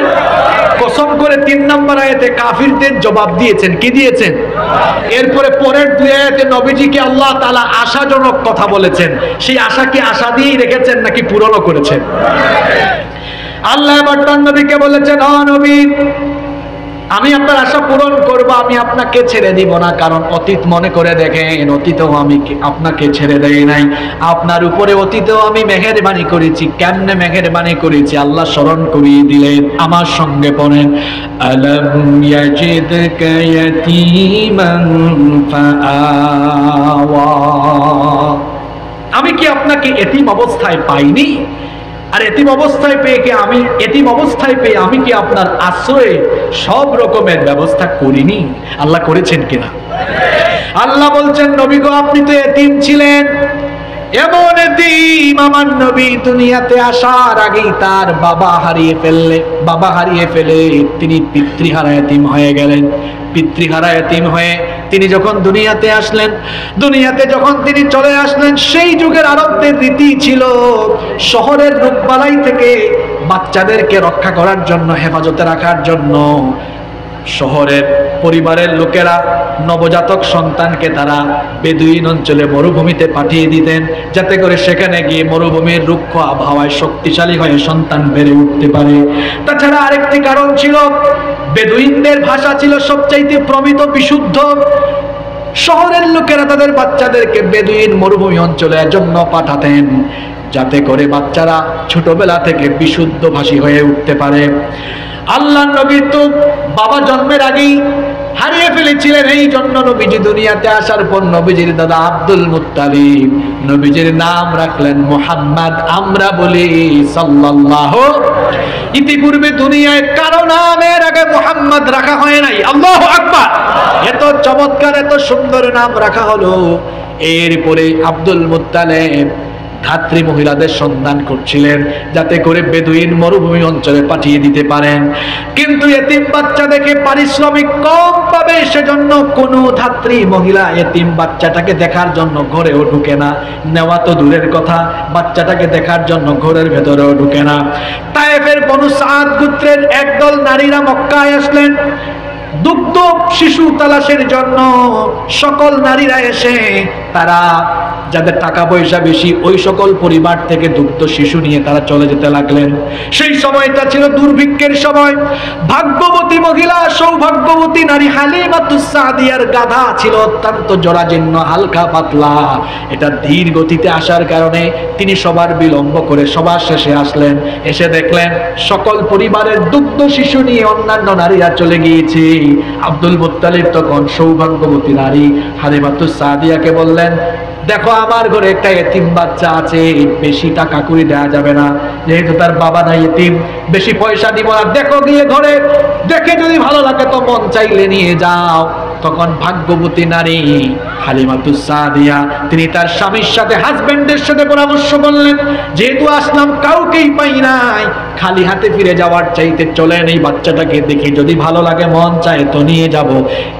তার স্বামী যখন তাকে সম্মতি দিলেন, সৌভাগ্যবতী নারী হালিমাতুস সাদিয়া যখন মা আমিনার ঘরে ঢুকে শিশু মুহাম্মদুর রাসূলুল্লাহ সাল্লাল্লাহু আলাইহি ওয়াসাল্লামকে কোলে নিলেন, তখন নবীজির চেহারা মুবারক দেখে তিনি অভিভূত হয়ে গেলেন। কারণ দুনিয়ার সকল নবীদের চেহারা সুরতে একটা আলাদা অ্যাট্রাকটিভ সৌন্দর্য দিয়েছেন কে? আল্লাহ। এই দুনিয়ার অর্ধেক সৌন্দর্য আল্লাহ ইউসুফ নবীকে দিয়েছেন। কথাটা আবারও বলছি, দুনিয়ার অর্ধেক সৌন্দর্য আল্লাহ ইউসুফ নবীকে দিয়েছে, আর দুনিয়ার পুরা সৌন্দর্য আল্লাহ আমাদের নবীকে দান করে দিয়েছে।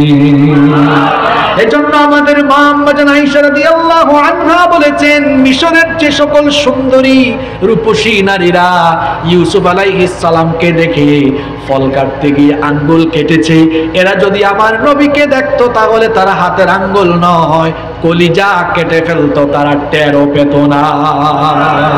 এজন্য আরবের একজন বিখ্যাত কবিতার কবিতায় বড় সুন্দর করে বলেছেন, ওয়া আহসানু মিনকা লাম তারা কাত্তু আইনি ওয়া আজমালু মিনকা লাম তালিদিন নিসা خلقت مبرأ من كل عيب كأنك قد خلقت كما تشاء। কি সুন্দর কবিতা লিখেছেন। তিনি বলেছেন, আপনার চাইতে সুন্দর কাউকে দুনিয়ার চক্ষু কখনো দেখেনি, আপনার চাইতে সুন্দর কোনো মানব পৃথিবীর কোনো নারী জন্ম দেয়নি। কবি আরো বলেছেন, আপনাকে দেখলে মনে হয় সকল প্রকার মানবীয় ত্রুটি মুক্ত হয়ে আপনি জন্ম নিয়েছেন, যেন আল্লাহ আপনাকে সেভাবে বানিয়েছেন যেমনটা আপনি চেয়েছেন। হালিমাতুস সাদিয়া যখন আমার এতিম নবীজিকে কুলে নিলেন, তিনি কুলে নেওয়ার সঙ্গে সঙ্গে বলে উঠলেন, আমার কাছে মনে হলো আসমানের ওই চাঁদ যেন আমার কুলে এসে ধরা দিয়েছে। তিনি এবার আমার এতিম নবীজিকে, শিশু নবীজিকে নিয়ে রওনা দিলেন। আশ্চর্য ব্যাপার, আজীব ব্যাপার, যে গাধা অত্যন্ত দুর্বল ছিল, ধীর গতিতে এসেছিল, দেখা গেল এবার আমার নবীজিকে নিয়ে সওয়ার হওয়ার, আরোহণ করার কারণে এই গাধা আবার সকল গাধা এবং প্রাণীকে পেছনে ফেলে দিয়ে সবার আগে ছুটে যেতে লাগলো। অন্যান্য নারীরা বললেন, কি ব্যাপার হালিমা, তুমি তো সেই গাধা দিয়ে এসেছিলে, ওই গাধা দিয়ে এখন যাচ্ছে, এটার গতি স্পিড এত বাড়লো কেমনে? ফোনে স্পিড ছিল 15-20, এটা হয়ে গেছে কেমন এখন 80-90। হালিমাতুস সাদিয়া তখন বললেন, আসলে গতি কেমনে বেড়েছে আমি নিজেও জানি না, তবে অনুভূতিটা এমন ভাবে প্রকাশ পাচ্ছে, মনে হচ্ছে আমার কুলে যেটা এসেছে, মনে হচ্ছে গোটা দুনিয়ার বরকত এখন আমার কাছে চলে এসেছে। হালিমাতুস সাদিয়ার ঘরে নবীজি গেলেন, সেখানে থাকলেন, এরপরে আবার মায়ের কোলে ফিরে আসলেন। 6 বছর বয়সে মাকে হারিয়ে ফেললেন, 8 বছর বয়সে দাদাকেও হারিয়ে ফেললেন। তারপরে চাচা আবু তালিবের আশ্রয়ে তিনি বেড়ে উঠতে লাগলেন। আবু তালিব তাকে মক্কার যুগে কাফিরদের বিরোধিতা থেকে অনেকভাবে শেল্টার দিয়েছিলেন। আল্লাহ তার নবীকে বলছেন, নবী গো জন্মের আগেই তো এতিম হয়ে জন্ম নিয়ে আসলেন, আমি আপনাকে পর্যায়ক্রমে আশ্রয়ের ব্যবস্থা করলাম। আল্লাহ স্মরণ করিয়ে দিলেন, পড়েন আমার সঙ্গে, আলাম ইয়াজিদকা ইয়াতীমান ফাআওয়া।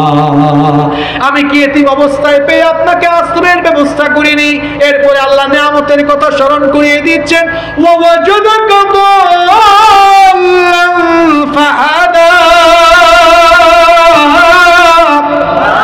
আমি কি আপনাকে নিঃস্ব অসহায় পেয়ে আমি কি আপনাকে সমৃদ্ধি দান করিনি? ওগো আমার নবী, আপনি তো এমন অবস্থায় ছিলেন। এখানে দল্লান শব্দের অর্থ গুমরা নয়, আমার নবী তো গুমরা ছিলেন না, নাউজুবিল্লাহ।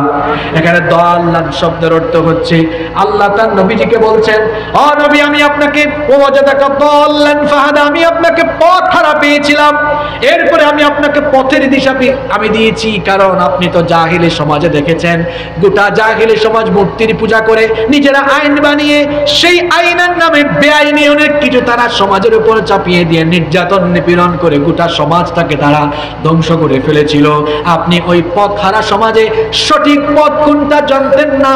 আল্লাহ তাআলা কোরআনে কারীমের 42 নম্বর সূরা সূরাতুশ শুরা এর 52 নম্বর আয়াতে বলছেন, মা কুনতা তাদরি মাল কিতাবু ওয়ালাল ঈমান ওয়ালাকিন জাআলনাহু নূরান نهدي به من نشاء من عبادنا وإنك لتهدي إلى صراط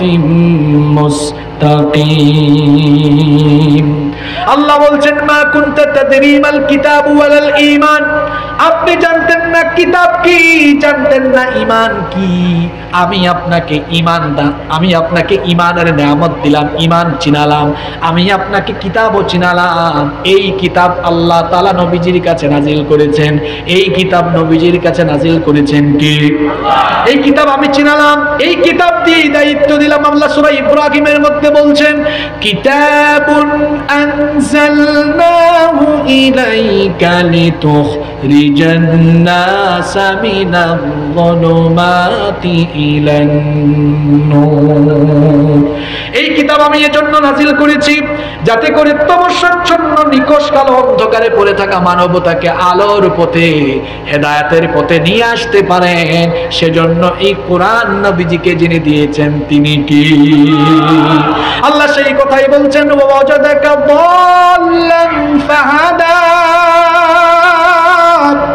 পথ হারা ছিলেন আপনি, এই কোরআন দিয়ে পথের দিশা দিলাম। এরপরে আল্লাহ বলছেন, ওয়াজাদাকা আইলান ফাআওনা, আপনি অভাবে ছিলেন, আমি আপনাকে সমৃদ্ধি দান করেছি। আপনি আপনার পৈতৃক সম্পত্তি হিসাবে শুধুমাত্র একজন দাসী আর একটা উটনি পেয়েছিলেন। এরপরে আমি আপনাকে সমৃদ্ধি দান করলাম। সুতরাং যে রব আপনাকে নিয়ামত দিয়েছেন, যেই রব আপনার উপরে নিয়ামত দিয়েছেন, সেই রব এবার আপনাকে বলছেন, পরের আয়াতগুলো শুনেন, কারণ কথায় আছে না, শেষ ভালো যার সব ভালো। এই শেষের আয়াতগুলোতে আমাদের জন্য শিক্ষা আছে না নাই?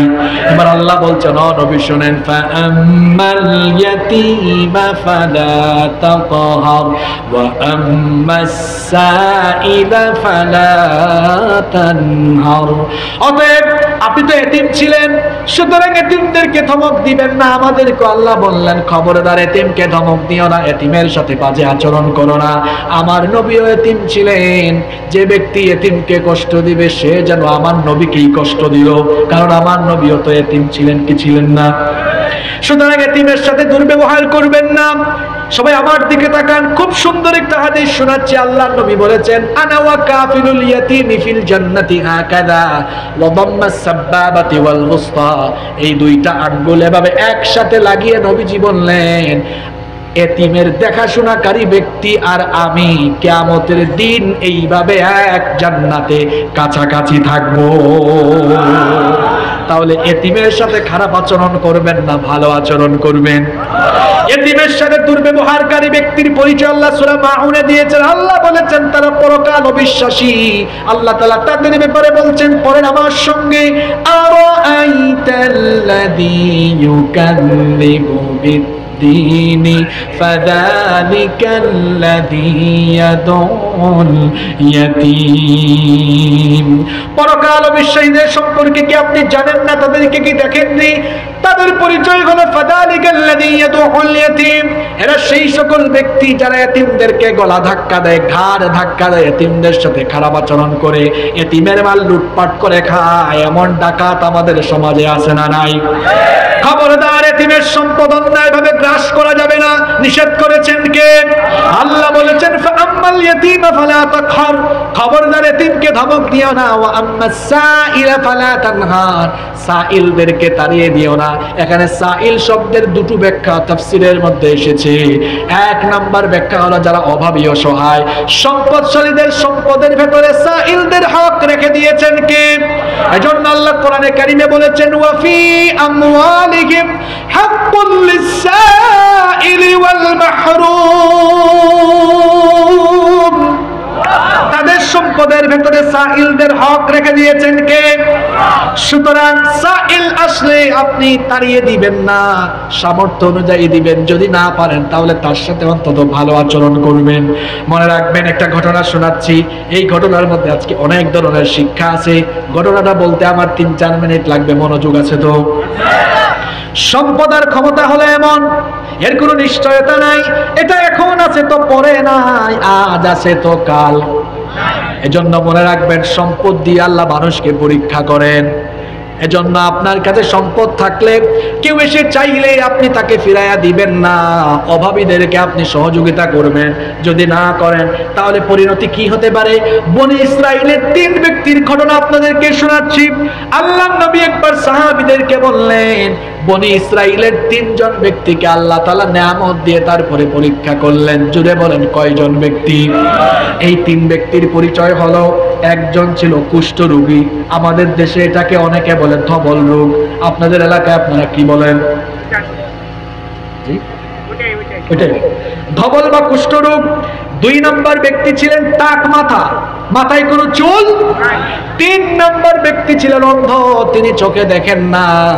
এই 3 ব্যক্তিকে পরীক্ষা করার জন্য আল্লাহ 3 ব্যক্তির কাছে মানুষের সুরতে ফেরেশতা পাঠালেন। ফেরেশতা প্রথম ব্যক্তির কাছে আসলেন। প্রথম ব্যক্তির কাছে এসে বললেন, হে আল্লাহর বান্দা, তোমার কাছে সবচাইতে পছন্দের জিনিস কি? সে তখন বলল, আমি কুষ্ঠ রোগী, আমি ধবল রোগী। আমার কাছে পছন্দ হলো যদি আমার চেহারাটা সুন্দর হয়ে যেত, চামড়া ত্বক ভালো হয়ে যেত, তাহলে আমার কাছে ভালো লাগতো, কারণ এটার জন্য মানুষ আমাকে অনেক সময় আমার সাথে ভালো আচরণ করে না। ফেরেশতা তখন ওই ব্যক্তির গায়ে হাত বুলায় দিলেন। আল্লাহ তার কুদরতি ব্যবস্থাপনায় ওই লোকটার কুষ্ঠরোগ ভালো করে দিলেন। সুবহানাল্লাহ পড়বেন না? তারপরে ফেরেশতা বললেন, তোমার সবচেয়ে পছন্দের মাল কি, পছন্দের সম্পদ কি? ওই ব্যক্তি তখন বললেন, উটনি। তখন ওই ব্যক্তি বললেন, উট। ফেরেশতা তখন তাকে 10 মাসের গর্ভবতী একটা উটনি দিলেন। ওই উটনি দিয়ে তাকে বললেন, এটা থেকে তোমার সম্পদে আল্লাহ বারাকা দান করুন। ফেরেশতা চলে গেলেন দ্বিতীয় ব্যক্তির কাছে। শুনতেছেন তো? 2 নম্বর ব্যক্তির মাথায় কি নাই? চুল নাই, টাক মাথা বিশিষ্ট। তাকে গিয়ে বললেন, ও আল্লাহর বান্দা, আপনি কি চান? সে বলল, আমার মাথায় চুল নাই, মানুষ আমাকে টাকলা বলে ডাকে। যদি মাথায় চুল হতো আমাকে দেখতে আরো সুন্দর লাগতো। ফেরেশতা মাথায় হাত বুলাইয়া দিলেন, টাক মাথায় চুল গজায়া দিলেন কি? এরপরে ফেরেশতা বললেন, তোমার কাছে পছন্দের মাল কি? সে বলল, পছন্দের মাল হলো গাভী। ফেরেশতা একটা গর্ভবতী গাভী দিলেন, দিয়ে বললেন, আল্লাহ এটা থেকে তোমার সম্পদে বরকত দান করুন। ফেরেশতা চলে গেলেন 3 নাম্বার ব্যক্তির কাছে। 3 নাম্বার ব্যক্তির চক্ষু অন্ধ। ফেরেশতা বললেন, আপনি কি চান? আচ্ছা, অন্ধ ব্যক্তি কি চক্ষু ছাড়া আর কিছু চাইতে পারে নাকি? তিনি সেটাই চাইলেন। ফেরেশতা অন্ধ ব্যক্তির চোখের উপরে হাত বুলাইয়া দিলেন, তার চোখের আলো ফিরাইয়া দিলেন কি? আরো জোরে বলেন কি? এবার ফেরেশতা বললেন, আপনার কাছে পছন্দের মাল কি? সে বলল, ছাগল। ফেরেশতা এবার গর্ভবতী ছাগি দিলেন, দিয়ে বললেন, আপনার সম্পদে এটা থেকে আল্লাহ বরকত দান করুন। দেখেন, তিনজন ব্যক্তির দুঃসময়, একটা দুরারোগ্য হালত দূর করে তিনজন ব্যক্তিকে আল্লাহ নিয়ামত দিয়েছেন কি দেন নাই? প্রথম জনকে দিয়েছেন উটনি, দ্বিতীয় জনকে গাভী, তৃতীয় জনকে ছাগি দিয়ে বলছেন এটা থেকে বরকত হোক। কয়েক বছর পরে এত বরকত দেখা গেল, তিনজনের এই উটনি, গাভী আর ছাগি থেকে এক উপত্যকা সমান পশুর পাল হয়ে গেল। এবার আসেন মূল কথায়। এবার বহু বছর পরে আল্লাহ এদেরকে পরীক্ষা করার জন্য সেই ফেরেশতাকে আবার পাঠালেন মানুষের সুরত দিয়া। শুনতেছেন তো আপনারা? ওই ফেরেশতা বললেন, প্রথম জনের কাছে গিয়ে বললেন, ভাই আপনার তো উট আর উট, আমি মুসাফির, টাকা পয়সা হারিয়ে ফেলেছি, আমি আমার দেশে যাওয়ার জন্য সম্বল দরকার, পাথেয় দরকার, আপনার তো অনেক উট, একটা উট আমাকে দিয়ে দেন, আল্লাহ এত সম্পদ আপনাকে দিয়েছেন। লোকটা বলল, না, এগুলো আল্লাহ আমাকে দেন না, আমি পৈতৃক ভাবে পেয়েছি। সরাসরি নাফরমানি করলো কার সাথে? ফেরেশতা তখন বললেন, মিথ্যাবাদী, তুমি তো কুষ্ঠরোগী ছিলে, আল্লাহ তোমার রোগ ভালো করে দিয়ে সম্পদ দিয়েছেন, তোমার সম্পদ আজ বলে দাবি করছো আল্লাহ তোমাকে যেভাবে নিয়ামত দিয়েছেন, আল্লাহর সাথে নাফরমানের কারণে তোমার সম্পদ আল্লাহ কেড়ে নেবেন। এবার ফেরেশতা দ্বিতীয় ব্যক্তির কাছে গেলেন। দ্বিতীয় ব্যক্তি ছিলেন টাকলা, কিন্তু এখন আর টাকলা নাই, আবার তার আছে গরু আর গরু। এখন ফেরেশতা গিয়ে বললেন, আমি তো মুসাফির মানুষ, আমার পাথেও নাই, সম্বল নাই, আমাকে একটা গাভী দেন, আল্লাহ তো অনেক সম্পদ দিয়েছেন। ওই ব্যক্তিও বললেন, এগুলো আমাকে আল্লাহ দেন নাই, এগুলো আমার পৈতৃক সম্পদ। ফেরেশতা বললেন, আল্লাহর সাথে নাফরমানির কারণে তোমার সম্পদ আল্লাহ কেড়ে নেবেন। এরপরে ফেরেশতা তৃতীয় জনের কাছে গেলেন, যিনি ছিলেন অন্ধ, তার চক্ষু ভালো করে দিয়েছিলেন কে? তার ছাগি থেকে এক উপত্যকা পরিমাণ ছাগলের পাল হয়ে গেল। ওই ফেরেশতা গিয়ে বললেন, আমি তো মুসাফির মানুষ, পাথেও নাই, সম্বল নাই, আমাকে একটা ছাগল দাও। ওই অন্ধ ব্যক্তি, যিনি অন্ধত্ব থেকে ভালো হয়েছেন, তিনি তখন বললেন, ভাইরে, এই যে বিশাল ছাগলের পাল দেখতেছো, এগুলো আমার না, কারণ মুমিন যে, সেই ব্যক্তি মনে করে তার জানমালের আসল মালিক কে? ইন্নাল্লাহা আশতারা মিনাল মুমিনিনা আনফুসাহুম ওয়া আমওয়ালাহুম বিআন্না লাহুমুল জান্নাহ। নিশ্চয়ই আল্লাহ মুমিনদের কাছ থেকে জান আর মালকে খরিদ করে নিয়েছেন, আর তাদের জান মালের বিনিময়ে আল্লাহ তাআলা মুমিনদেরকে জান্নাত দিয়েছেন। ওই লোক বললেন, এই সম্পদ আমার না, তোমার ছাগল বলছো একটা, যাও, উপত্যকা থেকে যত লাগে সব তুমি নিয়ে যাও, আমার কোনো আপত্তি নাই। সুবহানাল্লাহ। ফেরেশতা বললেন, একটা ছাগলও আমার লাগবে না। ওই ব্যক্তি বললেন, কেন? একটু আগেই তো বললা লাগবে। ফেরেশতা বললেন, এটা ছিল পরীক্ষা, পরীক্ষায় আপনি পাশ করেছেন, আপনার আগের দুইজন অকৃতকার্য হয়েছেন, অনুত্তীর্ণ হয়েছেন, আপনি পাশ করেছেন, সম্পদ দিয়ে আল্লাহ দেখেছেন, আল্লাহর পথে আপনি খরচ করতে কোনটা বোধ করেন কি করেন না, আল্লাহর পথে দেন কি দেন না, আল্লাহ আপনার মনোবাসনাকে যাচাই করে দেখেছেন, সত্যি সত্যি আল্লাহর দেওয়া মাল আল্লাহর পথে দেওয়ার জন্য আপনার মনটা পাগল পারা। আপনার ছাগল আমি নিব না, সুসংবাদ গ্রহণ করুন, আল্লাহ আপনার মালে আরো বরকত দান করবে। তাহলে বলেন তো, আল্লাহর পথে আল্লাহর দেওয়া মাল, আল্লাহর দেওয়া সম্পদ আল্লাহর পথে দিলে লাভ আছে না নাই? আরো জোরে বলেন, লাভ আছে না নাই? এখন বলেন তো, আমাদের পকেটের টাকা পয়সা, বাড়ির জায়গা জমি, সকল সম্পত্তি কার দেওয়া? আরো জোরে বলেন, কার? এই সম্পদগুলো প্রয়োজনের বাইরে ব্যয় করব কার নামে, কার জন্য? রাজি আছেন তো? দেখি, আমিও একটা পরীক্ষা, ফেরেশতা নিয়েছিলেন 3 জনের পরীক্ষা, আর আমি নেই আজকে সবার পরীক্ষা। কারা কারা রাজি আছে দেখি, একটু হাত তুলেন। দেখি যুবক ভাইরা একটু চাদর নিয়ে ঢুকেন তো, পরীক্ষার ফলাফল এখনই প্রকাশ করা হবে। হাত তোলেন দেখি, হাত তোলেন। এই যে চাচা, আমি আর মুরব্বি বললাম না, হাত ভালো করে তোলেন। সম্পদ কার? মাল কার? কার পথে দিব? এখানে এসেছি, এই কোরআনের পথ কার পথ?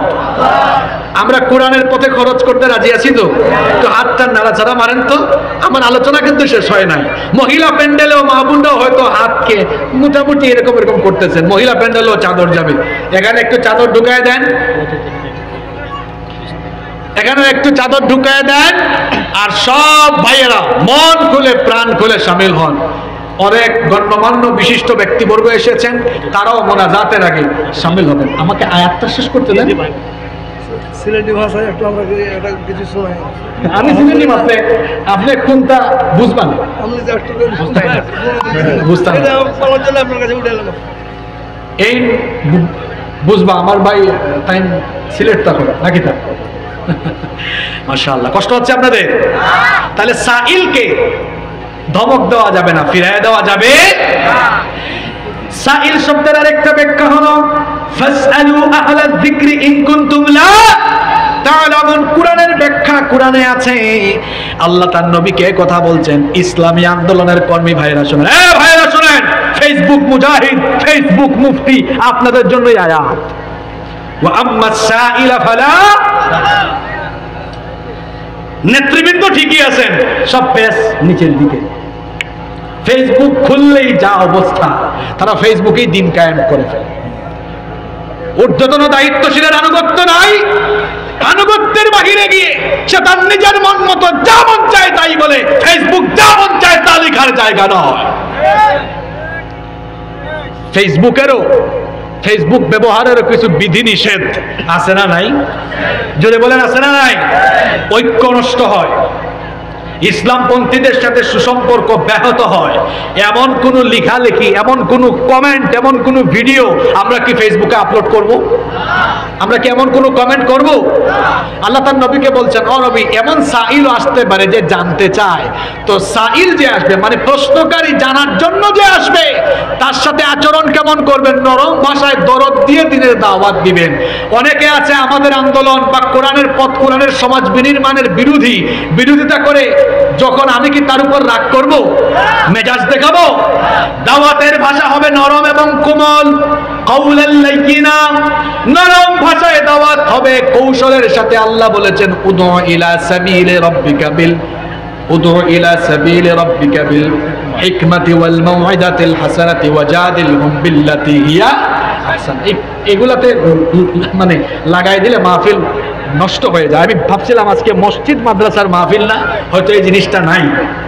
তা আমাকে নোটিশ দেওয়া হয়েছিল মাঝখানে, চেয়ারম্যান সাহেব, যদি মাঝখানেই করতাম তাহলে আমার পরিবেশ আরো আগেই নষ্ট হয়ে যেত। তা আমরাও চিন্তা করেছি নেক্সট ইয়ার থেকে আমরা কোনো এই দান মাহফিল দিব না, অর্গানাইজড ওয়েতে করবেন এবং রাত 9টা 10টার ভেতরে শেষ হবে। আমরাও বাঁচি, এভাবেই করা হোক। চেয়ারম্যান সাহেব সহ দায়িত্বশীল যারা আছেন তারা আমাদেরকে এক্ষেত্রে সহযোগিতা করবেন ইনশাআল্লাহ। বললেন ইনশাআল্লাহ।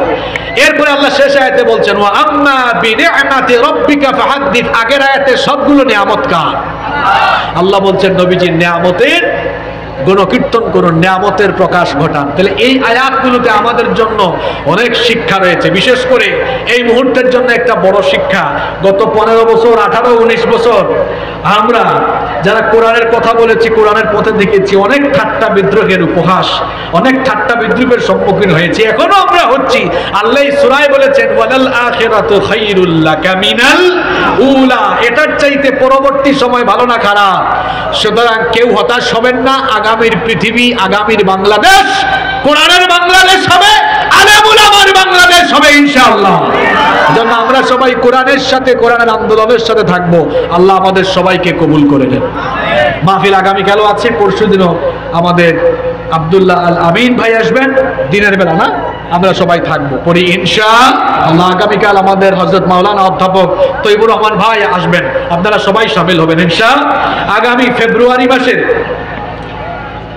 22 তারিখে, গত বছর আমি কনসার্ট, এলাকার নামটা কি জানেন? শিবনগর গোরস্থানে এসেছিলাম। আমি আবারও অগ্রিম আপনাদেরকে দাওয়াত দিয়ে যাচ্ছি। সেখানে আমরা নতুন কোনো বিষয়ে, নতুন কোনো সূরা থেকে কথা বলবো ইনশাআল্লাহ। আপনারা যাবেন তো সেখানে ইনশাআল্লাহ? আল্লাহ আজকে যত কথা বলেছি আল্লাহ আমাদেরকে সেই অনুযায়ী আমল করার তৌফিক দান করেন, আমরা সবাই বলি আমিন।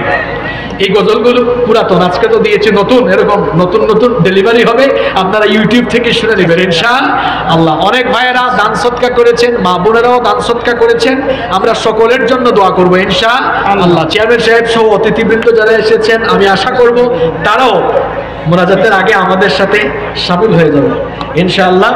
আর আমরা সবাই পরবর্তী দিনগুলোতেও প্রোগ্রামে শামিল হব। আল্লাহ তাআলা এই মাহফিলকে কামিয়াবি দান করুন, আমরা সবাই বলি আমিন। মাহফিল কমিটির সভাপতি সাহেবের বক্তব্য থাকলে আমরা সংক্ষেপে শুনবো, এরপরে আমরা মোনাজাতে চলে যাবো ইনশাআল্লাহ। কিছু না, ওই যে সভাপতি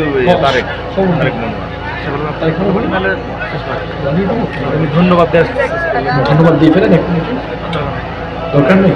আচ্ছা, আমার ভাই তারিক মনোয়ার ভাই তিনি অনুমতি দিয়েছেন, এক্ষুনি মোনাজাত হবে, সবাই বসে যান। আল্লাহুম্মা আমিন। আলহামদুলিল্লাহি রাব্বিল আলামিন ওয়াসসালাতু ওয়াসসালামু আলা আশরাফিল আমবিয়াই ওয়াল মুরসালিন।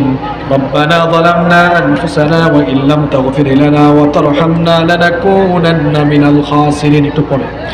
ربنا لا تزغ قلوبنا بعد إذ هديتنا وهب لنا من لدنك رحمة إنك أنت الوهاب. ربنا آتنا من لدنك رحمة وهيئ لنا من أمرنا رشدا. রব্বুল আলামিন 3 দিন ব্যাপী তাফসীরুল কোরআন মাহফিল, এই মাহফিলকে তুমি কবুল আর মঞ্জুর করে নাও রব্বুল আলামিন। গভীর এই রজনীতে দীর্ঘ সময় ধরে কোরআনে কারীম থেকে আলোচনা করে আমরা যারা হাত তুলেছি, জীবনে কম হোক বেশি হোক সবাই আমরা গুনাহ করে ফেলেছি। আমাদের গুনাহ যত বেশি আমরা আশা রাখি, আমরা মনে করি তোমার দয়ার পরিমাণ হলো তার চাইতে বহুগুণ বেশি।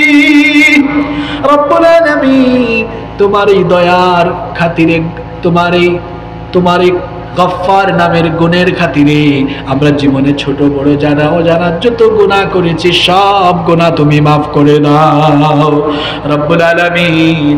আমাদেরকে শয়তানের ওয়াসওয়াসা থেকে পানাহ দাও, আমাদের পিতামাতাকে মাফ করে দাও, যাদের পিতামাতা অন্ধকার কবরের বাসিন্দা হয়েছেন কবরগুলোকে জান্নাতুল ফেরদাউস বানিয়ে দাও। আল্লাহুম্মা গফির লি ওয়া লিওয়ালিদাইয়া ওয়া কুর রাব্বিরহামহুমা কামা রাব্বায়ানি صغيرا رب ارحمهما كما ربياني صغيرا رب العالمين। আমাদের আত্মীয় স্বজন যারা কবরে চলে গিয়েছেন তাদেরকে মাফ করে দাও। এই গ্রামে এই এলাকায় যত কবরস্থান রয়েছে সকল কবরস্থানে শায়িত সকল মুর্দেগানদের কবরগুলোকে জান্নাতের বাগান বানিয়ে দাও। আমাদের মধ্যে যারা অসুস্থ তাদেরকে শিফা দান করে দাও, আমাদের অভাব অনটন দূর করে দাও, উপার্জনে বরকত দিয়ে দাও। অসংখ্য মায়েরা বোনেরা মাহফিলে এসেছেন, আমার মা বোনদেরকে দ্বীনের জন্য কবুল করে নাও। অসংখ্য ভাইয়েরা বাবারা মাহফিলে এসেছেন, আল্লাহ সবাইকে তুমি দ্বীনের জন্য কবুল করে নাও। আল্লাহ আজকের এই মাহফিলকে কবুল করে নাও। বিশেষ করে আমার যে সকল যুবক তরুণ ভাইরা মাহফিলের জন্য অক্লান্ত পরিশ্রম করেছেন, আমার কলিজার টুকরা এই যুবক ভাইদেরকে দ্বীন কায়েমের এক একজন অগ্র সেনানীর ভূমিকা পালন করার তৌফিক দান করে দাও। আল্লাহ আজকের মাহফিলের সম্মানিত সভাপতি জনাব মোহাম্মদ তারিক মনোয়ার ভাই সহ চেয়ারম্যান সাহেব অতিথি ছিলেন, প্রধান অতিথি ছিলেন ডক্টর মাওলানা কেরামত আলী সাহেব সহ যারা অতিথি ছিলেন, আল্লাহ সবাইকে তুমি মাফ করে দাও রব্বুল আলামিন। আমাদের দেশকে তুমি কোরআনের জন্য কবুল করে নাও আল্লাহ। তুমি এই দেশে ইসলামের বিজয়, কোরআনের বিজয় দান করে দাও রব্বুল আলামিন। দেশি বিদেশি সকল ষড়যন্ত্র থেকে আমার দেশকে হেফাজত করো। আখিরি আবেদন তোমার কাছে গো আল্লাহ, আমরা তো গুনাহগার মানুষ, আমাদের গুনাহের কারণে বেজার হয়ে রাগ করে নাখুশ হয়ে আসমান জমিনের গজব দিয়ে তুমি আমাদেরকে ধ্বংস করে দিও না। আমাদের গুনাহের কারণে গাড়ির চাকার নিচে ফেলে মর্মান্তিক এমন অ্যাক্সিডেন্টের মৃত্যু আমাদেরকে দিও না। আমাদের পাপের কারণে আগুনে ফেলে বিল্ডিং চাপা দিয়ে দুর্ঘটনায় পতিত করে আমাদেরকে মর্মান্তিক মৃত্যু দিও না। আমাদের গুনাহের কারণে এমন কঠিন কোন রোগ দিও না যেই রোগের কোনো চিকিৎসা দুনিয়ায় পাওয়া যায় না। আমাদের গুনাহের কারণে রাগ করে আমাদেরকে এমন কোন রোগ দিও না যে রোগের কারণে হসপিটাল কিংবা বাড়ির বিছানায় পায়খানা পেশাবের মধ্যে গড়াগড়ি করে ছটফট ছটফট করার আগে এমন এমন মৌত তুমি আমাদেরকে দিও না।